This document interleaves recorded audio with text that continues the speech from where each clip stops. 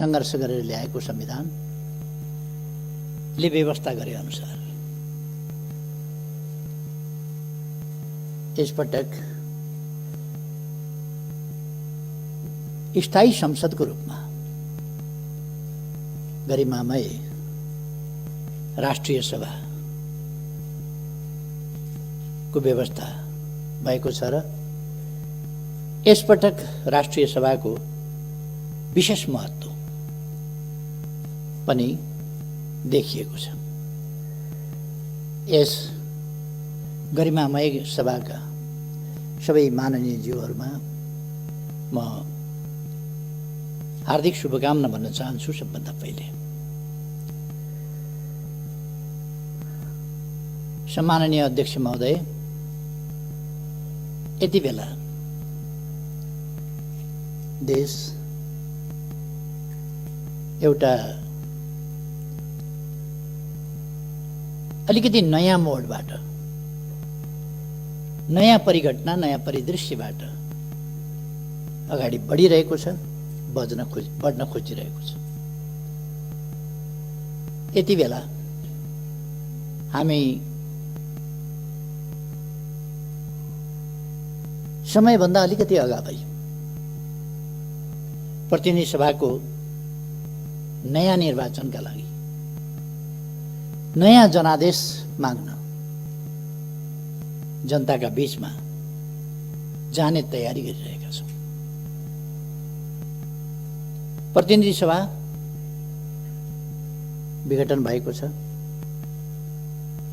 र देश अब निर्वाचनतर्फ, आम निर्वाचनतर्फ, प्रतिनिधि सभाको निर्वाचनतर्फ उन्मुख भएको छ। हामीले सोचेका थियौँ प्रतिनिधि सभा 5 वर्ष चल्नेछ र यसमा बिना विग्रह प्रतिनिधि सभाले आफूलाई लगातार देश र जनताको सेवामा, संविधानको रक्षा र कार्यान्वयनको सन्दर्भमा, संघीय लोकतान्त्रिक गणतन्त्रको रक्षा र कार्यान्वयनको सन्दर्भमा बिना व्यवधान काम गर्न पाउनेछ र हामी त्यसरी काम गरेर अगाडि जानेछौँ भन्ने हामीले सोचेका थियौँ। मैले पनि त्यही सोचेको थिएँ। नेपाली जनताले असाधारण विश्वासका साथ, अत्यन्तै स्नेहपूर्वक हामीलाई जुन अभिभारा सुम्पिएका थिए, त्यस अभिभारालाई हामीले कर्तव्यनिष्ठताका साथ संविधान सम्मत ढङ्गले लोकतान्त्रिक प्रणालीका मूल्य, मान्यता र अभ्यासका सकारात्मक र उन्नत पक्षहरूलाई प्रयोग गरेर सरकार अघि बढिरहेको थियो। तर हामी सबैलाई थाहा छ, सरकारलाई काम गर्न दिने वातावरण बनेन। सरकारलाई काम गर्न नदिने, सरकारलाई काममा व्यवधान खडा गर्ने, जहिले पनि झमेला मात्रै सिर्जना गर्ने, केही व्यक्तिका व्यक्तिगत आकांक्षाहरू, महत्त्वाकांक्षाहरू र पदलोलुपता जस्ता कुराहरूले राष्ट्रिय राजनीतिलाई नै प्रदूषित गर्न खोज्ने, स्थिरता र स्थायित्वतर्फ देशलाई अघि बढ्न नदिएर राजनीतिलाई फेरि बहुमतलाई टुक्र्याउने, बहुमतलाई खण्डित गर्ने, बहुमतलाई ध्वस्त पार्ने र फेरि अस्वस्थ, अनुचित, अलोकतान्त्रिक लेनदेन, गठजोड, जालझेल, टिकडम, षड्यन्त्रबाट देशको राजनीतिलाई फेरि 6 महिनामा प्रधानमन्त्री फेरिने खालको अस्थिरतातर्फ धकेल्ने, काम हुन नपाउने, जोड घटाउ मोलतोल लेनदेनमै सरकारको समय बित्ने, संसदलाई प्रभावकारी ढङ्गले काम गर्न नदिने, कतिपय विधेयकहरू अड्काइदिने, सरकारले संसद समक्ष प्रस्तुत गरेका प्रस्ताव निर्णयार्थ प्रस्तुत पनि नगरिदिने र यो प्रणाली बैठक भयो भन्ने निष्कर्ष निकाल्न खोज्ने, संविधान बैठक भयो भन्ने निष्कर्ष निकाल्न खोज्ने, संघीय लोकतान्त्रिक गणतन्त्र चल्ने व्यवस्था होइन, यो चल्दैन भन्ने निष्कर्ष निकाल्न खोज्ने त्यस्ता प्रयासहरू भए। मैले धेरै प्रयास गरेँ, धेरै कोसिस गरेँ। वर्ष 5 वर्ष सरकार टिकोस्। स्थिरता र स्थायित्व भन्दा साधारणतया जनताले जे बुझ्छ, जनताको इच्छा थियो 5 वर्ष सरकार टिकोस्। 5 वर्ष सरकार टिकोस् भन्ने हो, सरकार परिवर्तन होस् भन्ने होइन जनताको इच्छा। अस्वस्थ ढङ्गले सरकार परिवर्तन हुनुलाई स्थायित्व र स्थिरता भनिँदैन। लगभग 2/3 प्राप्त सरकार सञ्चालन गर्ने दलभित्रै चरम अस्वस्थताको स्थिति, त्यसले अत्यन्तै असहज वातावरण। मैले अस्ति केही आँकडाहरू निकालेँ, मलाई आफैलाई अचम्म लाग्यो। गएको वैशाख 13 गतेदेखि अस्ति पुष 4 गतेसम्मका बैठक हेर्दा गुटका बैठक, पार्टी विरुद्ध, पार्टीलाई कमजोर पार्ने, गुटमा विभाजित गर्ने त्यस्ता बैठकहरू मात्रै एउटै नेताको घरमा 280 वटा बैठक, वैशाख 13 गतेदेखि पुष 4 गतेसम्म 280 वटा बैठक बसेका रहेछन्। 35 वटा बैठक अन्यत्र बसेका रहेछन्। 2 3 जनाका गुटगत भेटघाट आदिको गिन्ती नगरौँ, त्यस प्रकार भएका थिए र देशलाई अस्थिरतामा लान प्रयासहरू भए। त्यस्तो गर्नु किन परेको थियो? त्यसका पछाडि कुनै जेन्युन कुनै कारण छ? हामीले यस सरकारले विकास निर्माणका कामहरूलाई तीव्रताका साथ अगाडि बढाएको थियो। मैले भन्ने गरेको छु,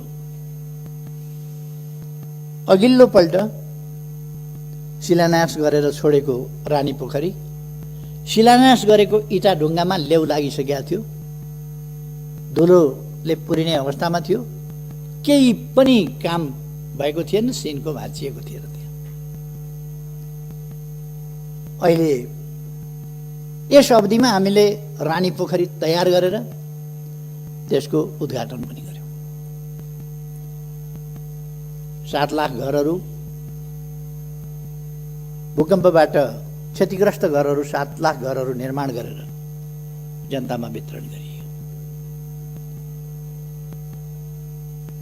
विभिन्न ऐतिहासिक, सांस्कृतिक सम्पदाहरू, धरोहरहरूको पुनर्निर्माण भयो र लगभग ठुलो प्रतिशतमा निर्माणको काम सम्पन्न भएको छ। केही ढिलो हुने कामहरू खोप्न पर्ने, उस्तै सामग्री तयार गर्नुपर्ने, कालीगढहरूको अभाव, तिनलाई तालिम दिनुपर्ने जस्ता कुराहरूले गर्दा केही ढिलो हुनु बेग्लै कुरा हो। नत्र काम तीव्र गतिका साथ अगाडि बढेको छ र त्यो साथीहरूले अनुमान गर्नुभएको छ, देख्नु भएको छ। अनुमान भन्दा पनि तपाईँहरूले अनुभव गर्नुभएको छ, त्यो देख्नु भएको छ। तसर्थ काम भएनन् भन्ने होइन, धरहराको निर्माण सम्पन्न हुने बिन्दुतिर पुगिरहेको छ, साथीहरूले देख्नुभएको छ। काठमाडौँको बाटाहरू, काठमाडौँ सहरको ब्युटिफिकेसन, सौन्दर्यीकरणदेखि लिएर अरू कामहरू देख्नुभएको छ। यस बीचमा यो सरकार बन्नभन्दा अगाडि तराईमा कहीँ पनि ढलको व्यवस्था थिएन। अहिले 100 किलोमिटर ढलको व्यवस्था गरिएको छ र तराईका सहरहरू सफा राख्ने काम भएको छ। विराटनगर, जनकपुर, अनेक सहरहरूमा ढलको कामहरू विस्तार भएको छ। गएको आर्थिक वर्षमा मात्रै लगभग 6000 हेक्टर जमिनमा थप सिँचाइको प्रबन्ध भएको छ। विद्युतीकरण 92% भन्दा बढी विद्युतीकरण भएको छ विभिन्न ढङ्गले। सडकहरू गएको एक वर्षमा, गएको एक आर्थिक वर्षको कुरा गर्ने हो भने कोभिडले 4 महिना, अन्तिमका 4 महिनाहरू कोभिडले बर्बाद गर्यो, तैपनि 979 किलोमिटर सडक कालोपत्र गएको वर्ष मात्रै भएको छ। जम्मा 4500 भन्दा बढी किलोमिटर कालोपत्र भएको छ। डबल लेन, 4 लेन र 6 लेनका बाटाहरू, काफी कामहरू भएका छन्। कृषिको आधुनिकीकरणको सम्बन्धमा, व्यावसायिकीकरणको सम्बन्धमा कामहरू भएका छन्। त्यसलाई कार्यान्वयन गर्नका लागि विभिन्न देशहरूसँग हामीले सम्झौताहरू गरेका छौँ। त्यसको आधुनिकीकरण, कृषिको आधुनिकीकरणको सम्बन्धमा अहिले केही दिन अगाडि मात्रै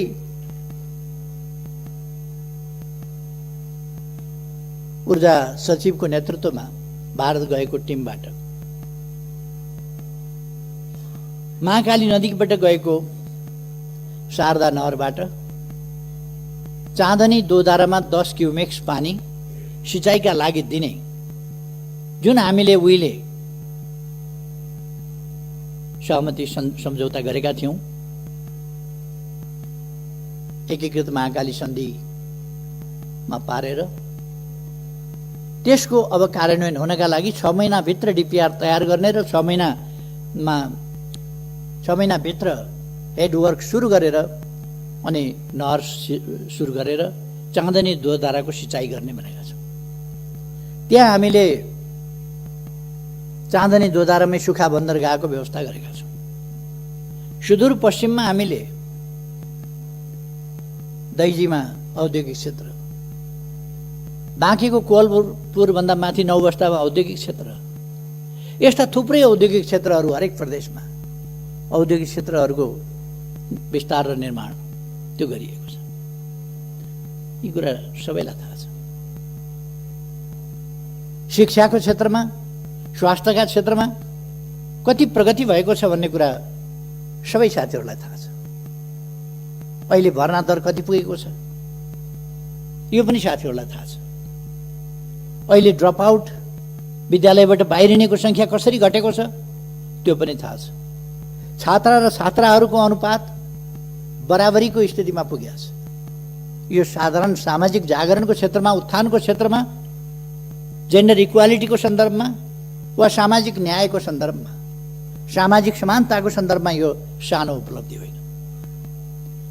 पिछडिएका क्षेत्रहरू, पिछडिएका जाति समुदायका बालबालिकाहरूको पढाइ,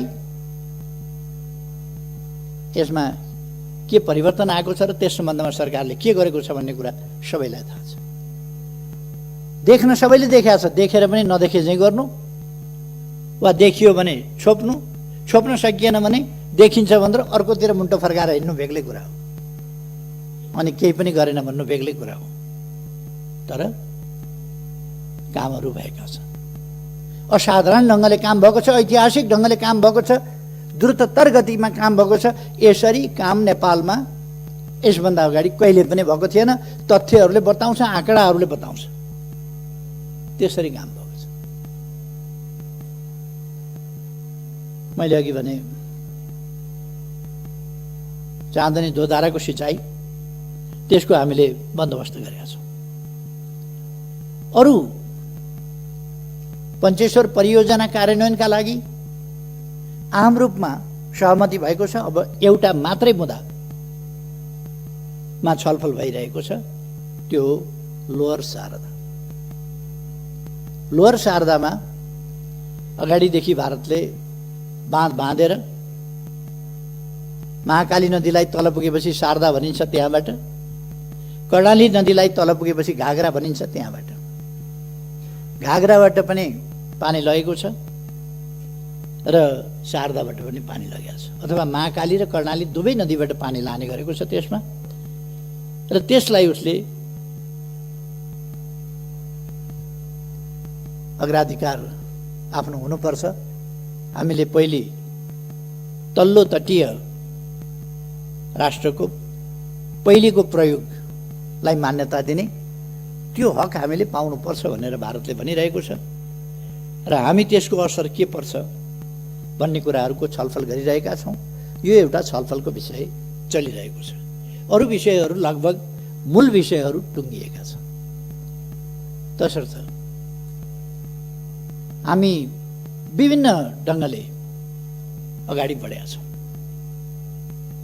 कतिपय मानिसहरूले मलाई सोध्ने गर्छन्, तपाईँ प्रधानमन्त्री भएपछि भारतसँगको सम्बन्धमा व्यापक छलफल किन हुन्छ, बेसरी बहस किन हुन्छ, तपाईँ प्रधानमन्त्री भएपछि नै किन हुन्छ?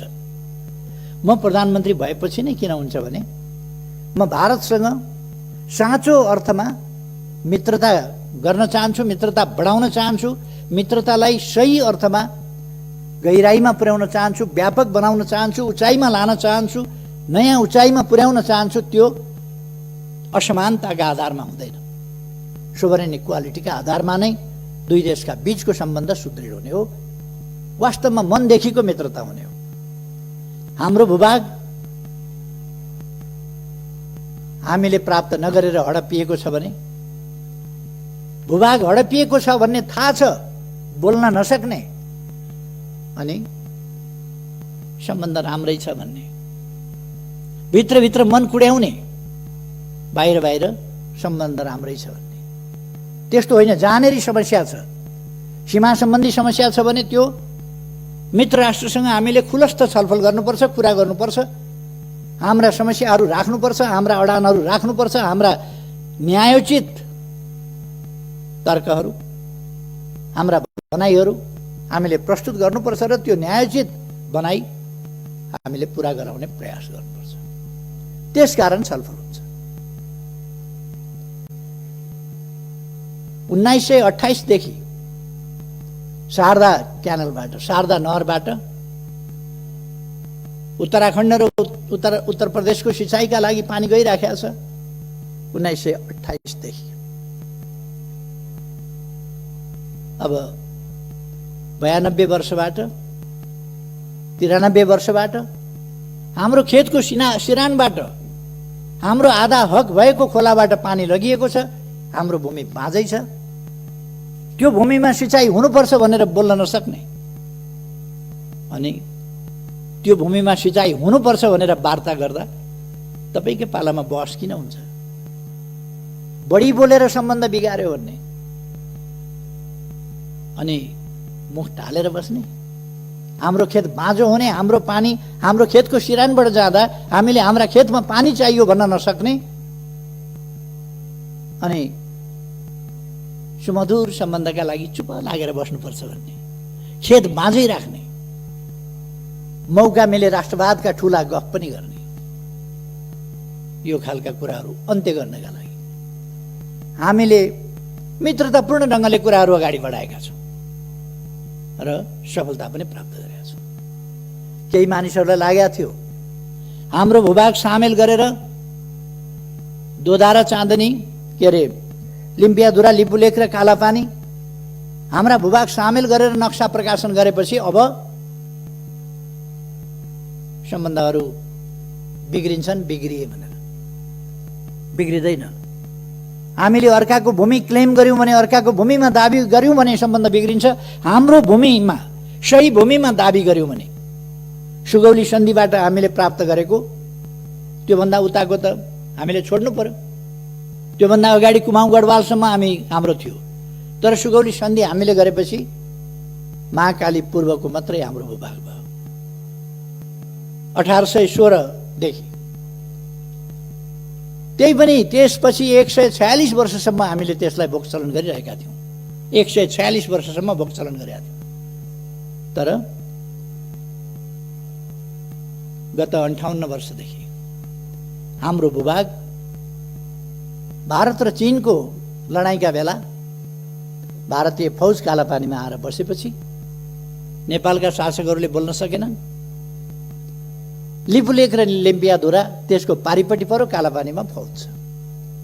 त्यसो भएर हामीले सुगौली सन्धिभन्दा पछि 146 वर्षसम्म हामीले उपभोग गरेको हाम्रो भूभाग हाम्रो नक्साबाट पनि गायब गरिएको थियो। त्यसकारण हामीले हाम्रो नक्सामा सामेल गर्यौं, संविधानमा राख्यौं र अब तत्सम्बन्धमा मित्रतापूर्ण ढङ्गले प्रमाण तथ्यका आधारमा छलफल हुँदैछ र हामी त्यो भूभाग कायम गरेर छोड्छौं। हाम्रो स्वामित्वमा, हाम्रो अधीनमा, नक्सामा मात्रै होइन, व्यवहारमा हाम्रो भूमि हामी कायम गरेर छोड्छौं। कतिलाई त्यसले छटपटी भयो, नक्सा छापियो, भूभाग सामेल गरेर आफ्नो वास्तविक भूमि सामेल गरेर नक्सा छापियो। त्यो नक्सा छापिएपछि संविधान संशोधन भयो। हाम्रो निशान छापमा त्यसलाई सामेल गरियो, संविधानको अंग बनाइयो। यी सबै कुराले कतिपयलाई छटपटी हो। पहिलो पल्ट संविधान जारी गर्न पहल गरे बापत, संविधान दृढतापूर्वक जारी गर्न अगुवाई गरे बापत, त्यस बापत लगाइएको नाकाबन्दीको दृढतापूर्वक सामना गरे बापत, एउटा देश बेष्टित नेपाललाई अर्कोतिरबाट पनि यातायात र पारवहनको सन्धि गरेर भूपरिवेष्टित होइन, भूजडित देशको रूपमा परिवर्तन गरेपछि, माथि उठाएपछि,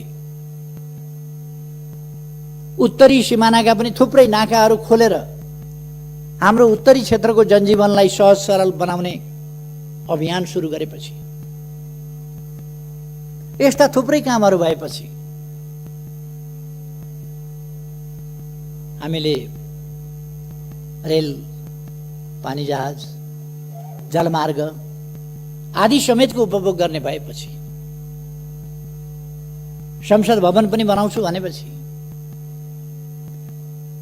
मन्त्री क्वार्टर पनि पुरानो भयो त्यसलाई पनि व्यवस्थित गर्छु भनेपछि, सांसद क्वार्टरहरू पनि बनाउँछु भनेपछि, सभा हलहरू पनि काठमाडौँमा बनाउँछु भनेपछि, लुम्बिनीमा बेग्लै परिवर्तन ल्याउँछु भनेपछि,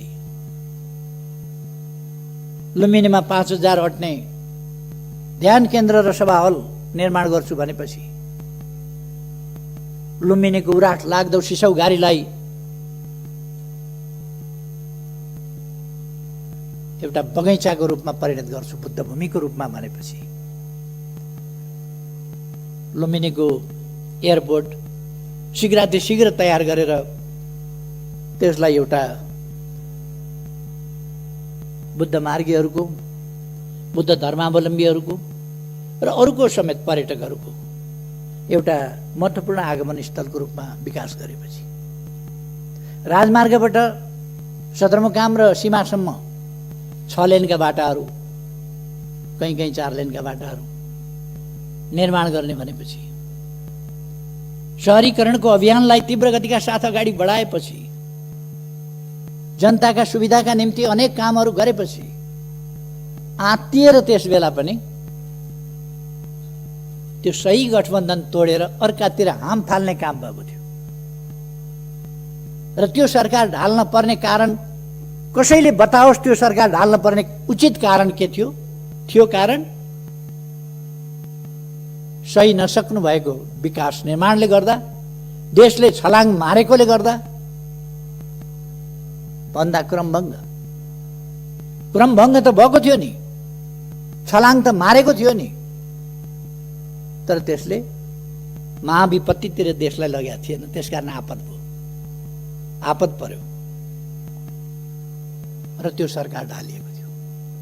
यसपल्ट पनि विकास निर्माणका कामहरू तीव्रताका साथ हुँदैछन्। तातो पानी बाटो बन्दैछ। केरुङतिर अब टनेलबाट पनि जाने, टनेल मार्गको पनि सर्वे भइरहेको छ। टनेल मार्गबाट पनि हामी केरुङ जान्छौँ र 1 घण्टाभित्र अब चिनिया बोर्डरमा जान्छौँ। कुनै पनि समयमा आवागमन अवरुद्ध नहुने किमाथाङ्गाको बाटो हामी तयार गर्दैछौँ। ओलाङचुङ घोलाको बाटो हामी तयार गर्दैछौँ। महाकाली करिडरको बाटो हामी तयारी गर्दैछौँ। महाकालीको पुल तपाईँहरूले हेर्नुभएको होला, निर्माण भइसक्न लागेको छ। आधाभन्दा बढी निर्माण भइसकेको छ। स्ल्याबहरू हाल्ने सबै अलिकति केही कामहरू बाँकी छ, त्यो पनि तयार हुन लागेको छ। झोलुङ्गे पुलले विस्थापित गर्ने तुइनहरूलाई टायरबाट तर्न पर्ने, दुःखद स्थितिको अन्त्य गर्ने, तुइनबाट तर्न पर्ने महाकालीको स्थितिलाई अन्त्य गर्नका लागि त्यहाँ पुलहरू बनेका छन्। अनि छटपटी हो, के भनेर आलोचना गर्ने होला, के भनेर होच्याउने होला, उपलब्धिहरूलाई के भनेर ओझ्यालमा पार्ने होला, भिजनलाई के भनेर ओझ्यालमा पार्ने होला। यसै काममा केही मानिसहरू लाग्यो, ईर्ष्या र डाहले। अनि स्थिरता स्थायित्व हुन नदिनका लागि निर्वाचनबाट आएको प्रधानमन्त्रीलाई बीचमा षड्यन्त्र गरेर प्रधानमन्त्री हट्नुपर्छ कि हट्नुपर्छ,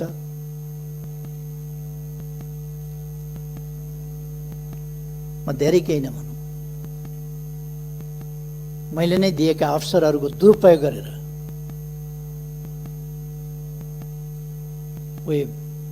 सिंह बनाइदियो, सिंहले आफैलाई झम्टिने स्थिति, त्यो सिर्जना गर्ने, त्यस प्रकारको अवस्था बन्यो।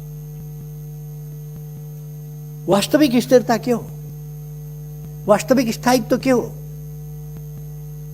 कथम कदाचित सरकार बन्न सकेन भने संविधानले स्थिरता 5 वर्षमा चुनाव गर्नेलाई मात्रै भनेको छैन। संविधानले सरकार बन्न सकेन भने तत्काल चुनावमा जाने व्यवस्था गरेको छ संविधानको धारा 76 को साथले। तत्काल चुनावमा जाने व्यवस्था गरेको छ। सरकार बनेन भने, बहुमत कसैको आएन भने, 2 वा 2 भन्दा बढी दलहरू मिलेर सरकार बनेन भने, अनि प्रमुख पार्टीले सरकार बनाउन सकेन वा विश्वासको मत प्राप्त गर्न सकेन भने, अथवा कुनै व्यक्तिले भरपर्दो ढङ्गले आधार लिएर गएर राष्ट्रपति कहाँबाट प्रधानमन्त्रीत्व लिएर आयो भने पनि 1 महिनामा विश्वासको मत प्राप्त गर्न सकेन भने उनले, प्रधानमन्त्रीले अल्पमतको मात्रै होइन, अल्पमतकोले पनि, एउटा इन्डिभिजुअल प्रधानमन्त्रीले पनि, पार्टी बिनाको पनि हुन सक्छ, एउटा व्यक्ति सांसदले, दलको नेताले होइन, व्यक्ति सांसदले पनि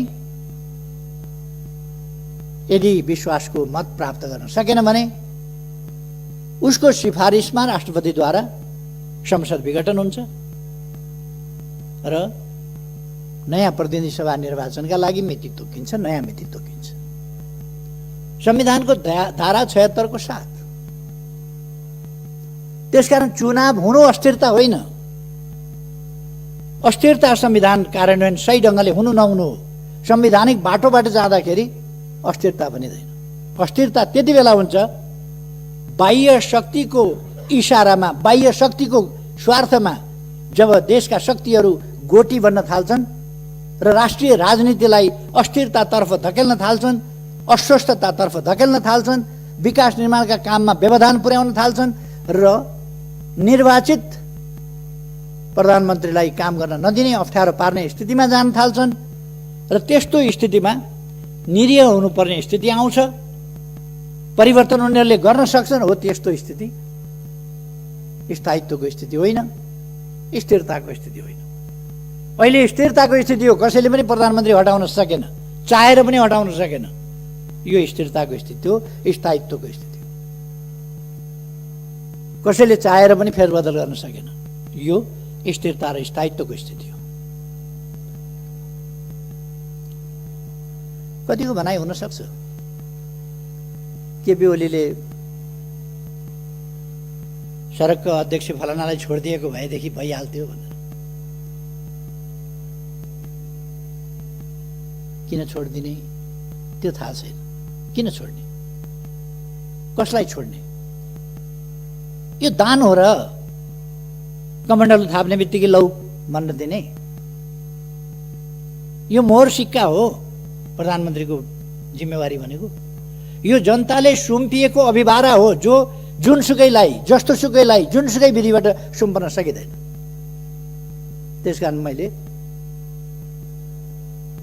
बडो भारी मनका साथ 5 वर्ष राम्रै चलाउन पाएको भए हुन्थ्यो।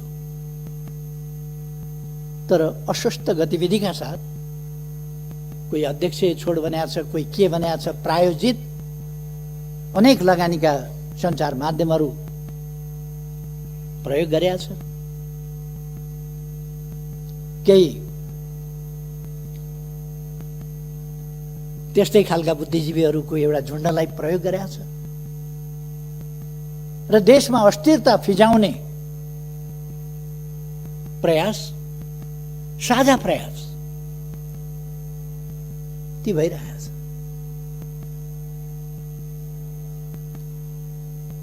तपाईहरु यसै हेर्न सक्नुहुन्छ।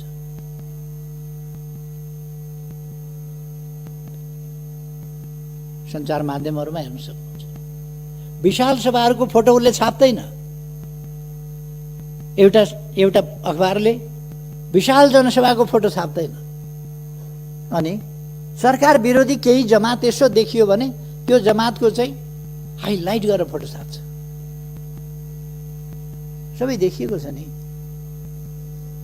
यो अस्थिरता प्रयास गर्ने, अस्थिरता सिर्जना गर्ने प्रयास हो जसलाई प्रतिनिधि सभा विघटनबाट रोकिएको छ र ताजा जनादेशमा गएर ताजा जनादेशबाट देशलाई स्थिरता, स्थायित्व, लोकतान्त्रिक विधि पद्धति प्रणालीलाई सुदृढ ढङ्गले फङ्सनेबल बनाउने ढङ्गले अगाडि बढाउने त्यो अभ्यासमा लगिएको छ। कतिले गैर जिम्मेवार भन्ने अभिव्यक्ति दिएको मैले सुनेको छु। के हो जिम्मेवार भनेको? शब्दको अर्थ हुन्छ कि हुँदैन? डिक्सनरी पल्टाएर हेरे पनि हुन्छ नि शब्द के भन्छ गैर जिम्मेवार भनेको के हो। मैले बिल्कुल जिम्मेवारी बोधका साथ यो लोकतन्त्र ल्याउन नेपाली जनताले जति बलिदान गरेको छ, जति हण्डर ठोक्कर खाएको छ, जति पसिना बगाएको छ, जति यातना सहेको छ, जति क्षति बेहोरेको छ, त्यो सबै बलिदान र क्षतिहरूको हिसाब गरेर, देखेर, हेरेर त्यसका उपलब्धिहरूको रक्षा गर्नुपर्छ। त्यसका उपलब्धिहरूलाई खेर जान दिनु हुँदैन। केही पद लोलुप मान्छेहरूका आत्मकेन्द्रित स्वार्थी क्रियाकलापहरूलाई हावी हुन दिएर देशमा लोकतन्त्रलाई डिरेल गर्न दिनु हुँदैन। सही बाटोबाट, सही मार्गबाट अन्यत्र जान दिनु हुँदैन भनेर नै प्रतिनिधि सभा विघटन गर्नु पर्यो। गैर जिम्मेवार कसरी हो? के हो गैर जिम्मेवार भने? बिल्कुल जिम्मेवारी का साथ, कर्तव्य बोध का साथ यो काम गरियो। निर्वाचनमा जाउँ, कतिपयले भने केपी ओलीको लोकप्रियताको ग्राफ जिरोमा झर्यो। जिरोमा झरेछ कि माइनसमा गएछ कि प्लसमा गएछ? निर्वाचनमा हेरौँ न। अब गफ फिट्ने दिन गए। अब गफ फिटेर हुँदैन। अब मैदानमा मैले कतिपय ठाउँमा बोल्दाखेरि भन्ने गरेको छु, यो रेस्लिङ खेल्दाखेरि त्यो रेस्लरहरू कहिले कहिले खुब आफ्नो फुर्ती देखाउँछ। फुर्ती देखाएर खेल्नु कता छ त्यो बेल्ट चाहिँ पहिले लिएर यस्तो गरेर आफूले लगाइ टोपल्छ। अनि रेफ्रीले त्यो बेल्ट खोसेर पछि जित्यौ भने लाउला भनेर राख्छ। खेलै नखेलिकन थुप्रै रेस्लरहरू देखिए रिङमा नचढ्दैखेरि बेल्ट लगाउने। अब मैदान घोषणा गरिएको छ, रिङ तयार भएको छ, रिङमा आउनुहोस्, त्यहाँ जितेर अनि लगाउनुहोस् न रेस्लिङको बेल्ट। खुट्टा किन कामेको? निर्वाचन भन्ने बित्तिकै सातो किन गएको? जनताका बीचमा जाने भन्ने बित्तिकै, ताजा जनादेश लिने भन्ने बित्तिकै अन्त कहीँ जाने भनेको त होइन नि। अरू कुनै प्रभुका चरणमा जाने भनेको त होइन नि। जनताका शरणमा जाने भनेको, जनताका बीचमा जाने भनेको, नेपाली जनताको अभिमत लिने भनेको। केपी ओलीले गल्ती गरेको रहेछ भने नेपाली जनताले त्यसको दण्ड देला। नेपाली जनताका बीचमा गएर केपी ओलीलाई दण्ड दिन अपिल गर्नुहोस् न, तपाईँहरू जानुहोस्, जसलाई चित्त बुझिएको छ। तपाईँहरूलाई जनताले ती जवाफ दिएर पठाउनेछ। हामी अन्तर्राष्ट्रिय सम्बन्धको क्षेत्रमा पनि सफलतापूर्वक अगाडि बढिरहेका छौँ। हाम्रा दुई छिमेकी मित्र राष्ट्रहरूसँगको हाम्रो सम्बन्ध गहिरो, सबल र सुदृढ बनाएका छौँ। हामीले नयाँ उचाइमा पुर्याएका छौँ। हामीले उपलब्धिका साथ उचाइमा पुर्याएका छौँ हामीले। र हाम्रा मैत्रीपूर्ण संवादहरू अगाडि बढिरहेका छन्, समस्या समाधानको दिशामा अगाडि बढिरहेका छन्, उपलब्धिका साथ अगाडि बढिरहेका छन्। र हामी कहीँ कतै समस्याहरू देखा परे भने तिनको संवादबाट, वार्ताको माध्यमबाट समाधान गरिरहेका छौँ। अनि कुरा लगाएर हुँदैन, काम गरेर हुन्छ। कुरा फिटेर हुँदैन, काम काटेर हुन्छ। अब त्यसकारण म कुरा फिट्ने मित्रहरूलाई भन्न चाहन्छु, काममा तुलना गरौँ। कुनै पनि समयका कुनै पनि सरकार, कसैको पनि नेतृत्वको सरकार भन्दा, कुनै पनि अवधिको भन्दा यति बेलाका कामहरूको तीव्रता। अहिले कोभिड-19 छ, फेरि पनि हामीले कोभिड-19लाई अहिले पनि हामी सोशल डिस्टेन्स मेन्टेन गरेर बसिरहेका छौँ। कोभिड-19लाई हामीले जनतामा जागरण फैलाएर, चेतना फैलाएर, सामाजिक दूरी कायम गर्न आग्रह गरेर, हात धुन, अनिवार्य हात धुन आह्वान गरेर, मास्क लगाउन आग्रह गरेर र विभिन्न जडीबुटी जन्य कुराहरूको प्रयोग गर्न, तातो पानीले घाँटी नाक मुख सफा गर्न सिकाएर कोभिडको सामना गरिरहेका छौँ। र कोभिड एकपल्ट वात्तै बढेको देखिए पनि फेरि कोभिड कम हुँदै गएको छ। हामी अब भ्याक्सिन ल्याउने तयारीमा छौँ, छिटै भ्याक्सिन ल्याउँछौँ र भ्याक्सिन ल्याइसकेपछि कोभिडको ठुलो समस्या रहँदैन। कोभिडको समस्या हामी समाधान गर्छौँ। मैले कोभिड सुरु हुने बित्तिकै भने सबभन्दा महत्त्वपूर्ण यस सरकारलाई नेपाली जनताको ज्यान छ। नेपाली जनताको जीवन सबभन्दा महत्त्वपूर्ण कुरा हो। सबभन्दा महत्त्वपूर्ण जीवन सुरक्षा पहिलो कुरा हो, पहिलो कर्तव्य हो सरकारको। हामी त्यसै गरी काम गर्छौँ। र हामीले त्यस मूल मन्त्रलाई नै ध्यानमा राखेर जनताको जीवन रक्षा, निःशुल्क स्वास्थ्य उपचार, भविष्यका लागि हामीले के गरेका छौँ त्यो साथीहरूले देख्नु भएको छ, सुन्नु भएको छ, थाहा पाउनु भएको छ। एकै दिन हामीले 396 अस्पतालहरू शिलान्यास गर्ने कार्यक्रम राखेका थियौँ। तर विभिन्न कारणले अर्को दिन गर्नु पर्यो, केही ठाउँहरूमा तयारी नपुगेर 309 स्थानमा एकै दिन 309 स्थानमा हामीले शिलान्यास गर्यौँ अस्पतालहरू। नेपालको इतिहासमा यस्तो रेकर्ड खोज्नुहुन्छ? एक दिनमा होइन, वर्ष दिनमा 309 अस्पताल शिलान्यास भएको कुनै वर्ष देखाउनुहुन्छ? तर अहिलेको सरकार एकै दिनमा 309 अस्पताल शिलान्यास गर्छ। एक वर्षमा कसैले गरेको थियो? अनि यी कुराहरू त गर्न भएन। अनि जनताले नबुझ्ने, जनताका सरकार नभएका विधि पद्धति के बुझ्ने जनताले? पद्धति न पद्धति लाउन हुन्छ न पद्धति खाना हुन्छ। बिचरा जनतालाई सुनाइदिएछ विधि पद्धति। रोजगारीका कुरा गरौँ, गरिबी हटाउने कुरा गरौँ, खानाका कुरा गरौँ, वस्त्रका कुरा गरौँ, आवासका कुरा गरौँ, छोराछोरी पढाउने कुरा गरौँ, बिरामी हुँदा उपचार गराउने कुरा गरौँ, जनताका अधिकारका कुरा गरौँ, समानताका कुरा गरौँ, हिमाल पहाड तराई सबै क्षेत्रको उत्थानका कुरा गरौँ, पूर्व पश्चिम मेची महाकाली सबै ठाउँको उत्थानका कुरा गरौँ, सबै जातिका सबै भाषा बोल्ने, सबै आस्था विश्वासका जनता, सबै पेशा व्यवसायका जनताको उत्थानको कुरा गरौँ।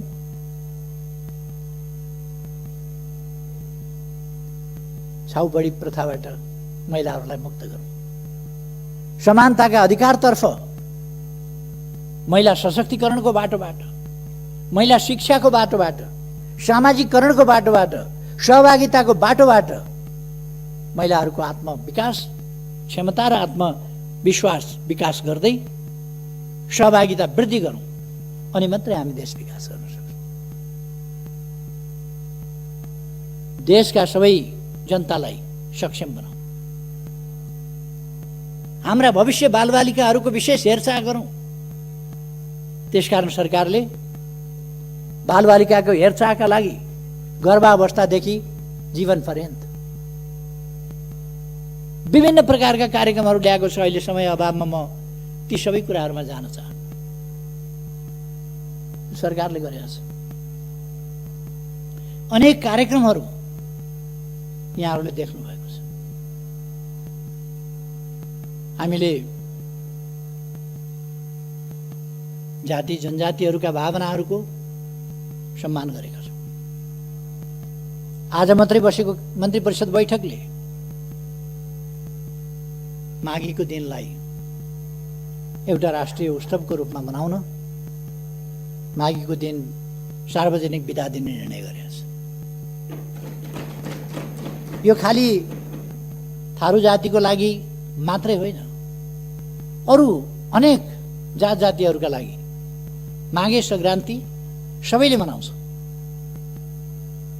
र थारू जातिका लागि, अरू कतिपय जातिहरूका लागि यो विशेष चाड हो, विशेष पर्व हो। त्यसकारण हामीले माघीको बिदा गर्न रहेका छौँ। अथवा जनताको भावनाप्रति, जनताका समस्याप्रति, जनताको आस्थाप्रति यो सरकार अत्यन्तै संवेदनशील छ, सजग छ र त्यसमा क्रियाशील पनि छ। तसर्थ म आग्रह गर्न चाहन्छु, कुनै भ्रममा पर्नुपर्ने जरुरी छैन। केही आरोपहरू मान्छेहरूले उछालेका छन्, यो विघटन असंवैधानिक छ भनेर, संविधान विपरीत छ भनेर। त्यस्ता मान्छेहरूलाई म संविधान राम्ररी पढ्न सुझाव दिन चाहन्छु। कमसेकम संविधान पढ्नुहोस् अनि संविधान सम्मत छ कि छैन भन्ने बहसमा उत्रिनुहोस्। संविधान सम्मत छ कि छैन भन्ने कुरा आग्रहपूर्ण ढङ्गले सम्मानित सर्वोच्च अदालतलाई दबाव दिने ढङ्गले, स्वतन्त्र ढङ्गले न्याय निरूपण गर्न बाधा पुर्याउने हिसाबले काम भइरहेका छ। कुनै अधिवक्ता प्रधान न्यायाधीशलाई वर्तमान र भविष्य सम्झिएर फैसला गर्नुहोस्, यो भनेको धम्की होइन। वर्तमान र भविष्य सम्झिएर फैसला गर्नुहोस् प्रधान न्यायाधीशलाई भन्ने एउटा वकिलले। अराजकताको पनि हद हुन्छ। केही वर्ष न्यायालयमा जागिर खाने बित्तिकै अहिले पनि आफै न्यायालयमा छु भने जस्तो गरेर केही पूर्व न्यायमूर्तिहरू कस्तो न्याय दिनुभएछ उहाँहरूले आफ्ना समयमा भन्ने मलाई अचम्म लाग्छ। कस्तो न्याय दिनुभयो होला? सडकमा ओर्लिएर न्यायालयलाई, स्वतन्त्र न्यायालयलाई उहाँहरू ललकारिरहनु भएको छ। यस्तो हुन्छ, यस्तो हुँदैन। के सर्वोच्च अदालतमा वकालत नपढिकन पुग्नुभएको छ मान्छे? बिना अनुभव पुग्नुभएको छ मान्छे? के त्यो पत्रकार सम्मेलन गर्ने र वक्तव्यबाजी गर्नेहरूले मात्रै कानुन पढाएको छ, अरूले पढाएको छैन? उहाँहरूले दबाब दिने मनसायले काम गर्नुभएको छ।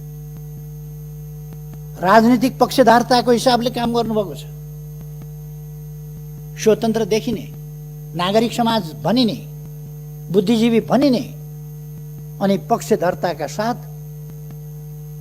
आफ्नो हैसियतको दुरुपयोग गरेर न्यायालयलाई दबावमा पार्न खोज्ने। म भन्न चाहन्छु,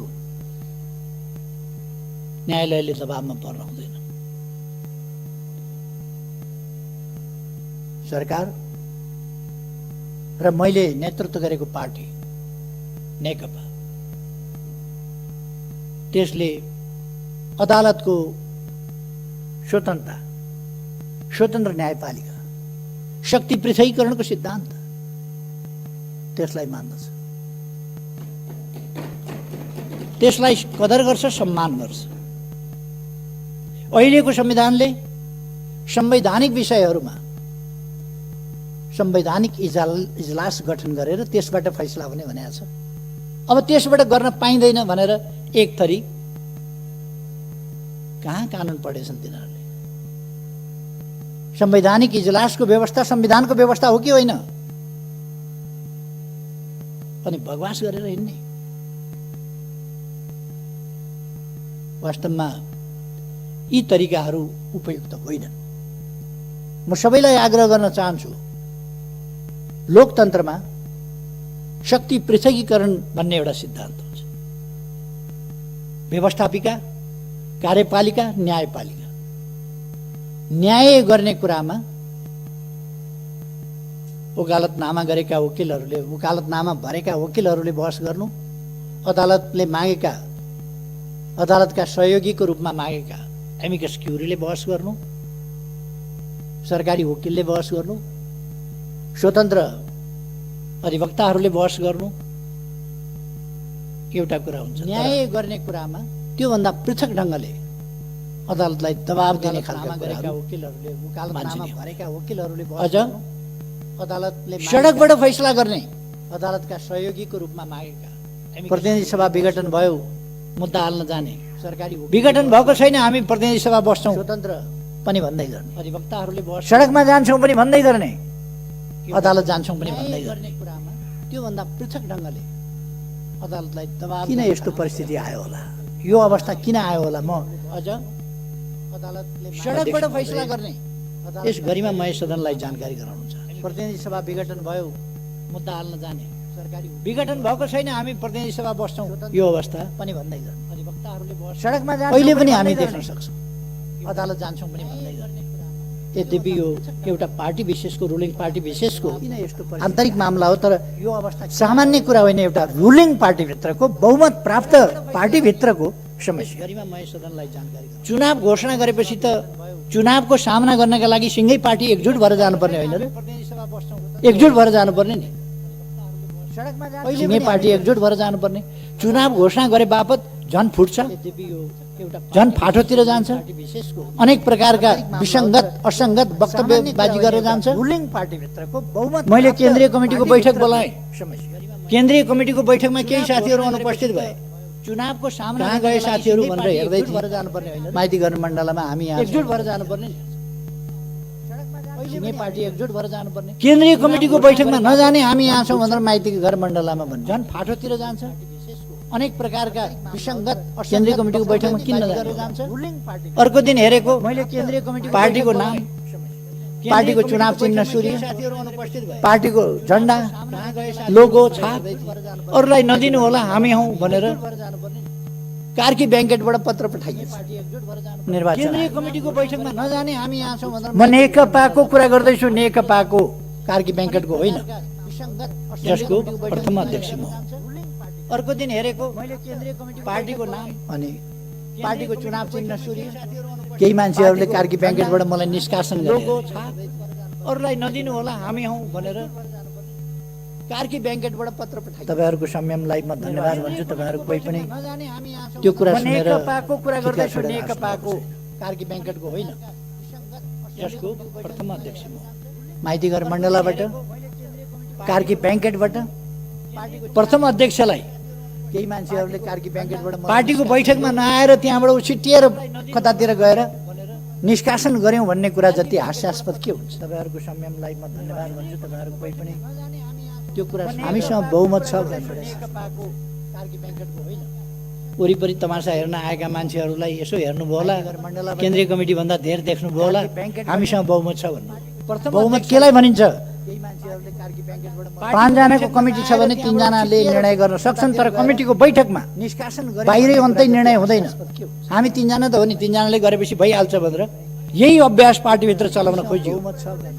5 जना भेला हुने अगेनाका डिलमा, 5 जना भेला हुने विवान्ता, 5 जना भेला हुने अर्को केन्द्रीय कमिटी भन्दा धेर देख्नुभयो होला, हामीसँग बहुमत छ। अर्याल होटल बहुमत केलाई 5 जना भेला हुने खुमलटार, कोटेश्वर कहाँ निर्णय गर्न सक्छन्, तर त्यहाँबाट भन्ने हामीले यो बाहिरै अन्तै निर्णय हुँदैन। 5 जना भेला हुँदैमा निर्णय हुँदैन, बैठकमा आएर 5 जनाले यही अभ्यास निर्णय गर्दा निर्णय हुन्छ।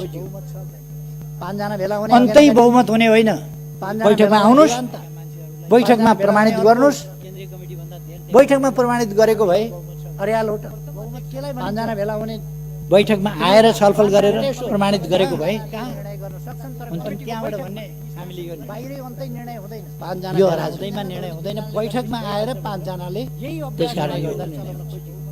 अहिले फेरि अर्को पत्र उहाँहरूले पठाउनु पर्ने निर्वाचन आयोग बैठकमा आउनुस्, अरू केही पनि भएको छैन। हामीले चिन्ह चिन्हको केही दाबी गरेका छैन। अस्ति अरूलाई नदिनुस्, हाम्रै हो भनेर भन्नुभएको थियो, पत्र पठाउनु भएको थियो। अहिले अस्ति फेरि पत्र पठाउनु बैठकमा आएर हामीले केपी ओलीलाई पार्टीबाट निकाल्यौँ, अरू केही पनि भएको छैन है, जस्ता तस्तै छ।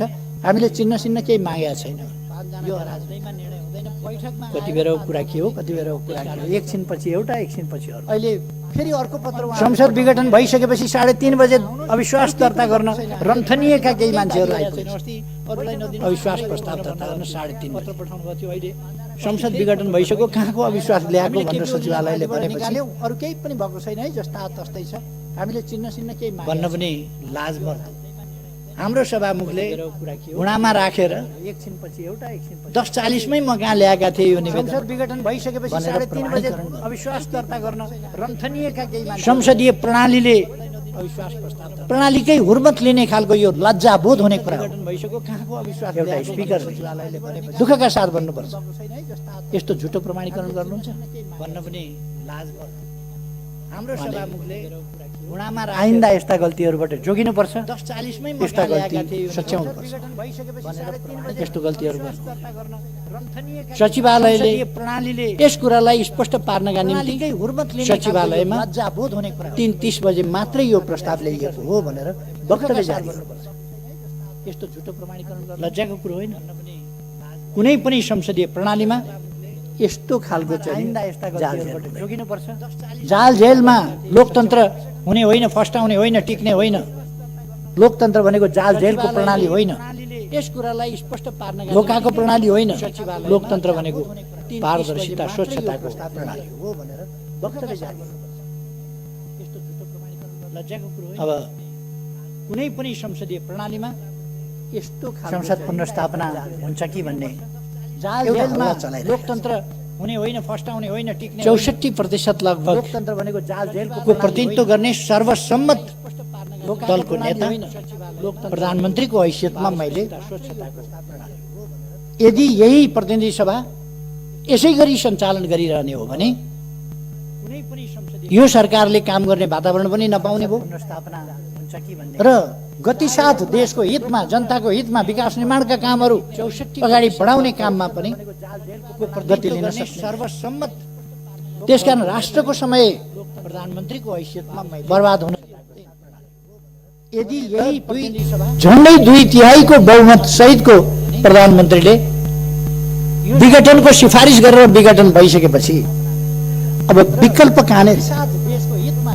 64% मसँग छ, त्यसको सर्वसम्मत दलको नेता म हुँ। जतिपल्ट घुमाए पनि, जतिपल्ट घुमे पनि त्यही 36% बाँकी रहन्छ होइन र? 36%, 51% कहिले हुन्छ र बहुमत सहितको अनि विकल्प छ। यथार्थ विघटन भइसकेपछि अब मनगढन्ती विकल्पले हुँदैन, यथार्थ विकल्प संसदको बनावटको विकल्प संसदको बनावट त्यसको सर्वसम्मत दलको नेता म हुँ। परिषदको सर्वसम्मत दलको नेता म हो र जति त्यस पल्ट हैसियतमा घुमाए पनि, प्रधानमन्त्री जति हो र पल्ट मैले घुमाए पनि त्यही 36% चलाउन नसकिने र विघटन गर्ने सिफारिस 36% गरिसकेपछि अर्को विकल्प छ। 51% कहिले हुन्छ र अब विघटन भइसकेपछि हामी मिलेर चलाउँथ्यौँ भनेर अनेक थरी तत्त्वहरू निस्किनु। अब मनगढन्ती विकल्पले यहाँ त बहुमत प्राप्त दलले नै अरू अप्सन छैनन्। त्यसभन्दा पछिका संविधानको धारा 76 को 1 अनुसारको यो सरकार हो। 2 को अप्सन आउँदै आएन। 1 ले सरकार बनायो, 2 अप्सन आएन, 3 आएन, 4 आएन, 5 आएन। अब 7 ले अनेक थरी तत्त्वहरू निस्किनु। सरकार रहने अवस्था, चल्ने अवस्था नरहँदा प्रधानमन्त्रीको सिफारिसमा राष्ट्रपतिले प्रतिनिधि सभा विघटन गरी संविधानको धारा 76 को 1 अनुसारको यो प्रतिनिधि सभाको नयाँ निर्वाचनका लागि 2 को अप्सन आउँदै आएन। त्यस अनुसार नै भएको छ। संविधान सम्मत कसरी भएन, 3 आएन, 4 आएन, पुनर्स्थापना कसरी हुन्छ, पुनर्स्थापना केका लागि हुन्छ, कुन विकल्पका लागि हुन्छ, के देशमा अस्थिरता ल्याउनका लागि, हर्स ट्रेडिङको राजनीति फेरि सुरु गर्नका लागि, 6 महिनामा सरकार परिवर्तन गर्ने तमासा गर्नका लागि पुनर्स्थापना हुन्छ। पुनर्स्थापनाको निर्वाचनका लागि पुनर्स्थापना कुनै हालतमा पनि हुन सक्दैन। त्यो संविधानले संविधान सम्मत कसरी भएन, 3 आएन, 4 आएन, पुनर्स्थापना केही मानिसहरूले संविधानमा विघटन गर्ने लेख्या छैन। कुन विकल्पका लागि विघटन गर्ने किन लेख्या छैन? धारा 76 को हर्स ट्रेडिङको राजनीति उपधारा 7 सुरु गर्नका लागि प्रधानमन्त्रीको सिफारिसमा राष्ट्रपतिले प्रतिनिधि सभा विघटन गरेर पुनर्स्थापना हुन्छ, नयाँ मिति तोक्नेछ नयाँ निर्वाचनका लागि भन्ने व्यवस्था। प्रधानमन्त्रीले विघटन गर्न पाउँदैन भन्ने संविधानमा कहीँ लेख्या छ? संविधानको धारा 85 ले भन्छ, 85 ले अगावै विघटन भएमा बाहेक, अगावै विघटन हुने कल्पना त संविधानले गर्यो। उपधारा 7 अगावै विघटन भएमा बाहेक यस प्रतिनिधि सभाको कार्यकाल 5 वर्षको हुन्छ। अगावै विघटन भएमा बाहेक, अगावै विघटन हुँदाखेरि प्रधानमन्त्रीले विघटन गर्न पाउँदैन भन्ने 3 वर्षको मात्रै पनि हुँदो रहेछ। संविधानको धारा अगावै विघटन हुँदा चाहिँ झन्डै 3 वर्षको मात्रै पनि हुँदो रहेछ। अगावै विघटन भएमा, त्यसकारण अगावै विघटन भएमा बाहेक कल्पना त संविधानले गर्यो। अर्को कुनै विकल्प अगावै विघटन भएमा बाहेक अर्को कुरा प्रतिनिधि सभाको कार्यकाल 5 वर्षको हुन्छ। देशको कार्यकारी अधिकार बाहेक अगावै विघटन, यो राजनीतिक प्रश्न हो। यो संवैधानिक र कानुनी प्रश्न वास्तवमा होइन, यो राजनीतिक प्रश्न हो। देश कसरी चल्छ, कसरी चलाउनु पर्छ, यो राजनीतिक प्रश्न हो। र यस राजनीतिक प्रश्नलाई कानुनी प्रश्नको रूपमा, संवैधानिक प्रश्नको रूपमा अदालतले इन्टरटेन गरिरहनु भन्दा यसलाई केही भनिरहनु नपर्ने भनेर बर्खास्त गर्नुपर्छ, खारिज गरिदिनुपर्छ। किनभने यो पोलिटिकल डिसिजन हो। यो पोलिटिकल डिसिजनले पोलिटिक्सलाई संविधान सम्मत ढङ्गले लोकतान्त्रिक प्रणालीको राजनीति अन्तर्गत अभ्यासमा अगाडि जान दिनुपर्दछ। त्यसकारण यो त्यसै गरी जान्छ। यो पोलिटिकल डिसिजन हो। यो आवश्यकताको सिद्धान्त अनुसार हो। यो प्रधानमन्त्रीले संविधानका विभिन्न ठाउँमा लेखेको छ। प्रिएम्बलदेखि विभिन्न धाराहरूमा लेखिएको छ। कार्यकारी अधिकार मन्त्री परिषदमा रहनेछ र त्यसको प्रतिनिधित्व प्रधानमन्त्रीले गर्छ। मन्त्री परिषदको निर्णय र सिफारिस प्रधानमन्त्री मार्फत, यद्यपि मन्त्री परिषदको सिफारिस चाहिन्थ्यो कि चाहिँदैन थियो, तर मन्त्री परिषदको सिफारिस सहित, सर्वसम्मत सिफारिस सहित, सर्वसम्मत सिफारिस सहित केही साथीहरूले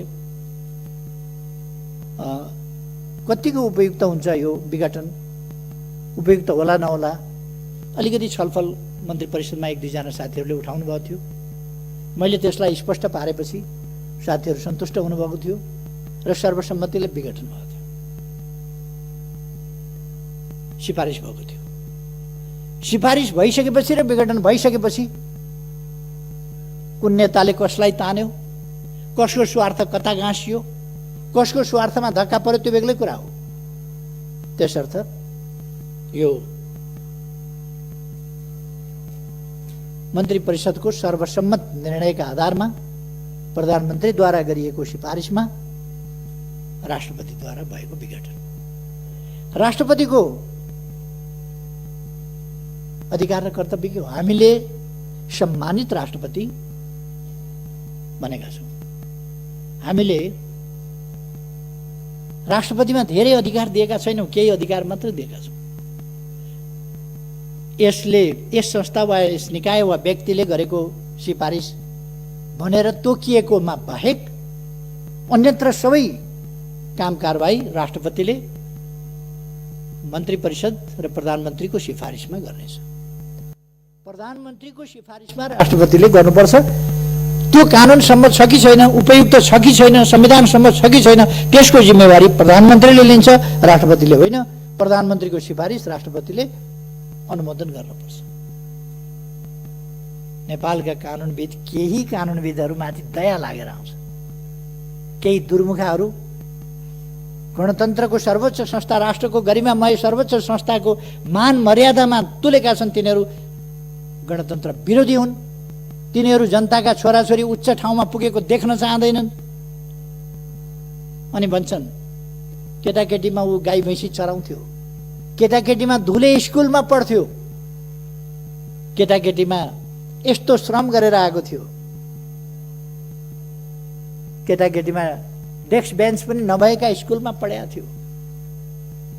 उनीहरूको दिमागमा के छ भने सामन्तवाद। उनीहरूको दिमागमा दरबार हाई स्कुल, त्रिचन्द्र कलेज उहिले ती मात्रै थिए नि, त्यसमा पढेको हुनुपर्ने, अथवा दार्जिलिङको सेन्ट जोसेफ पढेको हुनुपर्ने, अथवा अक्सफोर्ड र अरू विश्वविद्यालय पढेका हुनुपर्ने। घाँस दाउरा गरेर उठेको हुन नहुने, गरिबको छोराछोरी माथि उठेको हुन नहुने, गरिबको छोराछोरी सांसद हुने, माननीय, गाउँको जमिनदारले पनि माननीय भन्नुपर्ने गरिबको छोराछोरीलाई। यस्तो व्यवस्था हुन्छ भन्ने तिनका दिमागमा छ। त्यसकारण गरिबका छोराछोरी माननीय भनेको उनीहरूलाई चित्त बुझ्दैन, मन पोल्छ। गरिबका छोराछोरी सम्माननीय भनेको उनीहरूलाई पोल्छ मन। उनीहरूलाई बेलायतको हाउस अफ लर्ड्स जस्तो लर्ड्स मात्रै हुनुपर्ने विभिन्न ठाउँमा यी कमन्सहरू कसरी भए, यी घाँस दाउरा गरेर हुर्किएकाहरू कसरी भए, गाई बाछा गरेर हुर्किएकाहरू कसरी भए, खेतबारी गरेर हुर्किएकाहरू कसरी भए, खाली खुट्टा पैदल हिँडेर पढेकाहरू कसरी भए, माथिल्लो ओहदामा तिनका मन पोल्छ। ती आफै पनि त्यस्तै हुन् भने पनि तिनको सामन्तवादी चिन्तन त्यसले दिँदैन। अर्को कुरा, समाज, मानव समाज भनेको सभ्य समाज हो, चेतनशील मर्यादित समाज हो। त्यहाँ संस्थाहरूको, सम्मानित संस्थाहरूको, यसै त कसैलाई पनि अपमान गर्नु, गाली बेइज्जत गर्नु हाम्रो सभ्यताभित्र पर्दैन। अझ हाम्रो सभ्यता यत्र नार्यस्तु पूज्यन्ते रमन्ते तत्र देवतावाला सभ्यता हो। जहाँ नारीहरूको पूजा हुन्छ त्यहाँ देवताहरू रमाउँछ। हाम्रो सभ्यता अनेक विदुषीहरूको सभ्यता हो। हाम्रो सभ्यता वीराङ्गनाहरूको सभ्यता हो। हाम्रो सभ्यता मातृदेवो भव, आमा वा महिलाहरू देवी देवता तुल्य छन् भन्ने हो। अब त्यो सभ्यतामाथि हमला भइरहेको छ। केही हण्डीखोर तत्त्वहरूले हाम्रो सभ्यतामाथि हमला गरिरहेका छन्, हाम्रो शिष्ट समाजमाथि हमला गरिरहेछन्, समाजको शिष्टतामाथि हमला गरिरहेका छन्, हाम्रा विभिन्न सम्मानित संस्थाहरूमाथि हमला गरिरहेका छन्। र यो एउटा असभ्य, असहिष्णु, त्यस्तो समाज निर्माण गर्ने अथवा हाम्रो सभ्य समाजका मूल्यहरूलाई ध्वस्त पार्ने प्रयास गरिरहेका छन्। त्यस कुराबाट हामी सजग हुनुपर्दछ र हामीले जनतालाई पनि सजग गराउनु जरुरी छ। मैले अघि भने यसबीचमा विभिन्न भ्रमणहरू भएका छन्। भ्रमणहरूको आदान प्रदान भएको छ चीनसँग, भारतसँग। कसैले प्रश्न उठाउँछन् चीनको फलानु किन आयो? मित्र देशका मान्छे आउँछन्, कुरा गर्छन्, जान्छन्, भलो चिताउँछन्, जान्छन्। भारतका मान्छे किन आए भनेर सोध्छन्, आउँछन्, कुरा गर्छन्, भलो चिताउँछन्, जान्छन्, संवाद गर्छन् हामीसँग। अघि भर्खरै मैले भने परराष्ट्र सचिव नेपाल भ्रमणमा आए गए, भारतका प्रधान सेनापति आए गए, हाम्रो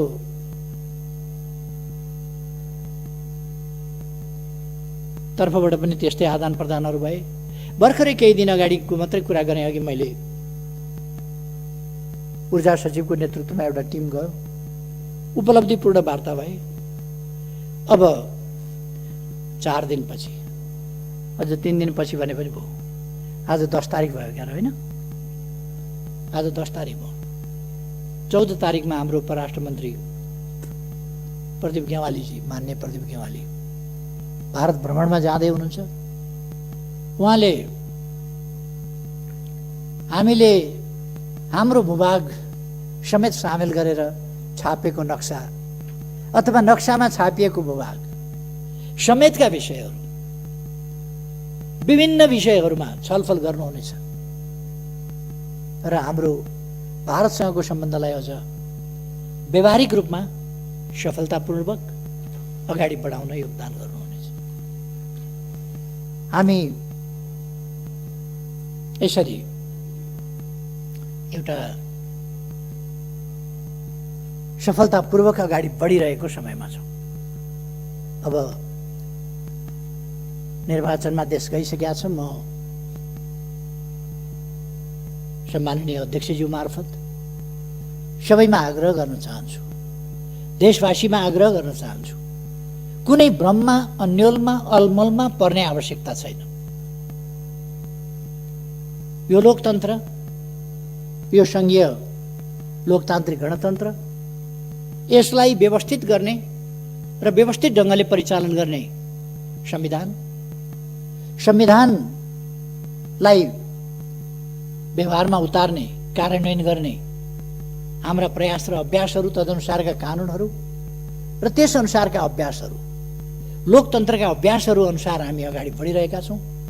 यस देशलाई हामीलाई हाम्रो राष्ट्रिय सार्वभौम सत्ता प्यारो छ, हामीलाई हाम्रो स्वाधीनता प्यारो छ, हामीलाई हाम्रो स्वतन्त्रता प्यारो छ, हामीलाई हाम्रो भौगोलिक अखण्डता प्यारो छ, हामीलाई हाम्रा राष्ट्रिय हितहरूको रक्षा गर्न अगाडि बढ्न सकेकोमा, रक्षा गरेकोमा गौरवान्वित पनि छ र हामी राष्ट्रिय स्वाभिमानलाई माथि उठाउँदै अगाडि बढाउने, देशलाई विकास गर्ने, समृद्ध नेपाल र सुखी नेपालीको राष्ट्रिय आकांक्षा पूरा गर्ने त्यस अभियानमा दृढतापूर्वक अगाडि बढेका छौँ।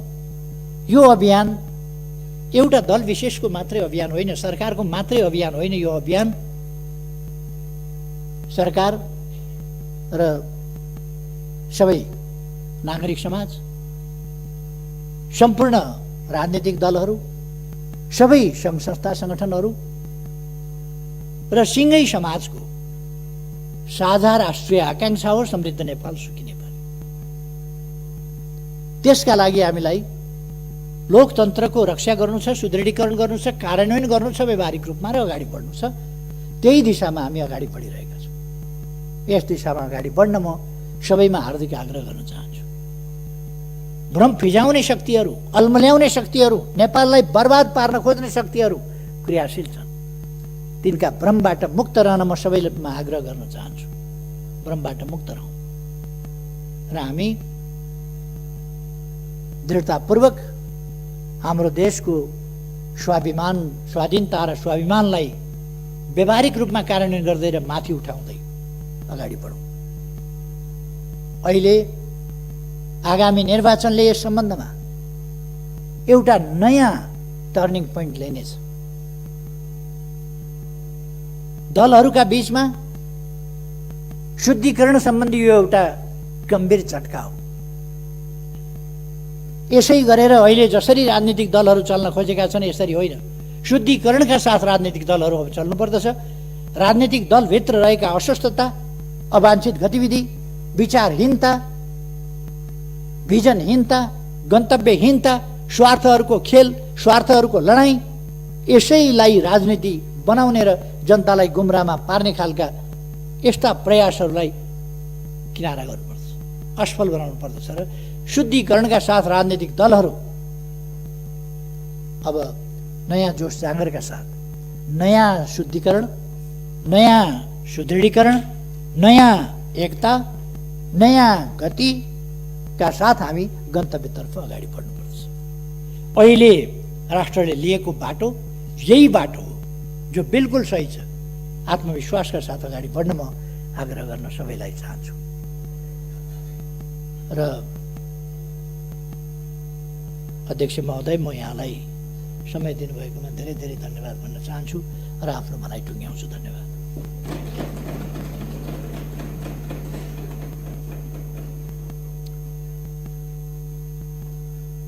माननीय सदस्यहरू, राष्ट्रिय सभा नियमावली 2075 को नियम 192 बमोजिम सम्माननीय प्रधानमन्त्री केपी शर्मा ओलीले दिनुभएको वक्तव्यका सम्बन्धमा केन्द्रित रही प्रश्न सोध्न चाहनुहुने माननीय सदस्यहरूलाई समय उपलब्ध गराउँछु। समय 1 मिनटको हुनेछ।